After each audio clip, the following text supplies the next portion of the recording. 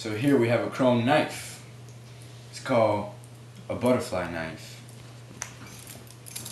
Butterfly, that's why it's butterfly.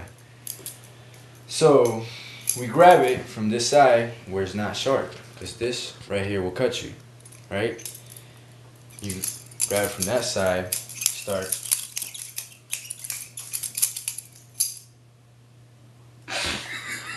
ready to just, and then if you grab it from this side, you might just straight cut your fingers.